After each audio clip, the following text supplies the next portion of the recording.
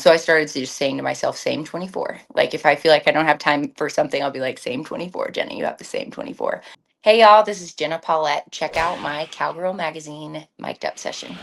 How is it being a mom? It's so good. She's the best. Like she's just a good tempered baby. Like she just goes with the flow, and just that she always had the personality to just be a part of whatever I'm doing. Like when I was pregnant, I like was never super sick. Like I don't know. Like I was sick obviously like first trimester, but Mhm. not like some people are. Yeah, some people. So, yeah, and she was just chill. She never really gave me any trouble in the womb, and then she came out and she's still like they had to like smack her little bottom to get her to cry when she came out, and she's just really like a Mellow.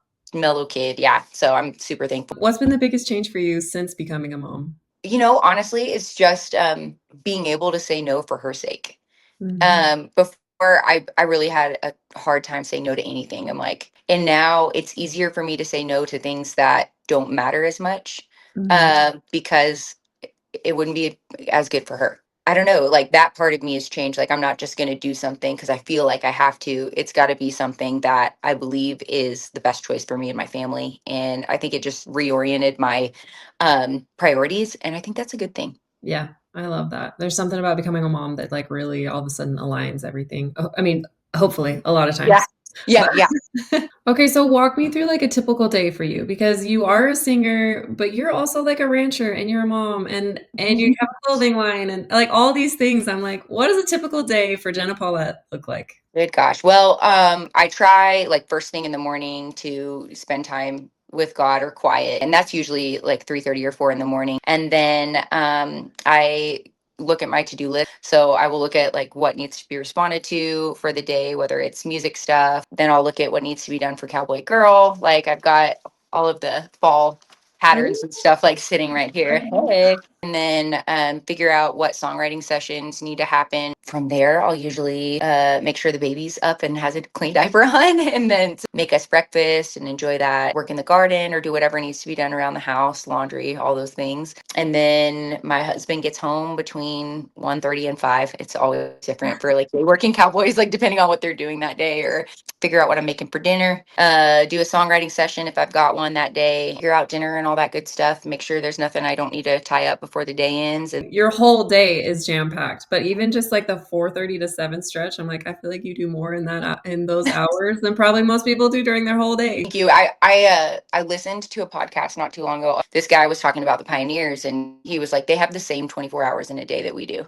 And Mm. I just thought, oh my gosh, I can do like the things that I feel are important for me to be able to do. So I started just saying to myself, same 24. Like if I feel like I don't have time for something, I'll be like, same 24, Jenna, you have the same 24. All right, well, your new song with Ashley McBryde, The Prophet. Tell me how that song kind of came about with Ashley Yeah. and what was the process like? I have always looked up to artists that cut outside songs. And so one of those people that wrote that song, The Prophet, is Lori McKenna. And Lori McKenna wrote Humble and Kind for Tim McGraw and a bunch of other ones that people know. Matraca Berg and Ashley McBryde. Mhm. And that song was sent to me.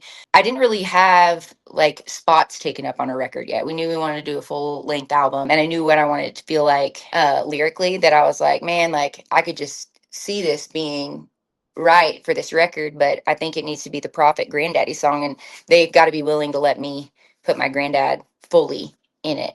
And so we sent it over with my edits, and I did like a little work tape of it, and they were like, oh hell yeah, I would love it.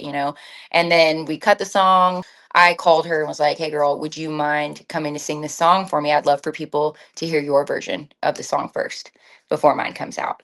And she was like, hell yeah, I'm there. And she sang her original version, and it was so special. So, anyway, yeah, I got to make a friend out of the whole thing. And she's one of the most down to earth and humble artists there is. Like, she's just so willing to reach down and lift somebody up that's on their way. Can you show any sneak peeks of your cowboy gals?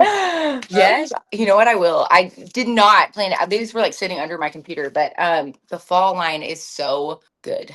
So yeah, this is Ooh, like we have a blue version. So and then this is the stripe, ooh, I like that. big plaid, just like so vintage grandpa. Okay, Yes. favorite pair of boots you own? Favorite pair of boots I own are, I hate to say it, but it's true because I wear them every day. My son's, the Sunrise boot that I just put out with Justin Boots. It's It's, good marketing that you actually enjoy it. yeah, I guess that's true. What's the most embarrassing thing that has happened to you while performing? Oh my gosh. Well, it's not recent, but it did happen. I was in The Music Man and I was doing like this ballet scene in the library and my dress busted open in the Oh, back, like was falling down off my shoulders, like on stage. And so I just like did my little arms off and like pulled myself off stage. I thought it was like broken, but it wasn't. They just re-zipped me and then I came in around the other side. Like I ran behind the stage and came back in. Like I feel like you do this every day, but what's the most cowgirl thing you did this week? I dragged cabs. I know. I'm like, this is probably just you just are a cowgirl. So, dream duet partner, dead or alive, either one. George Strait, hands Mm. down. Your favorite midnight snack?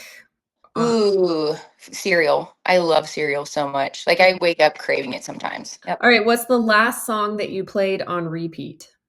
Ooh, gosh, I think it's either Red River or Heaven Passing Through. Both of those songs are Mm. just so good.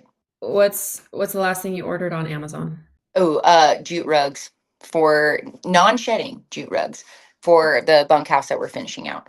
Okay, might It'll have be to. like a songwriter. Yes, I will. I will. If you want it, girl, I got you. Okay.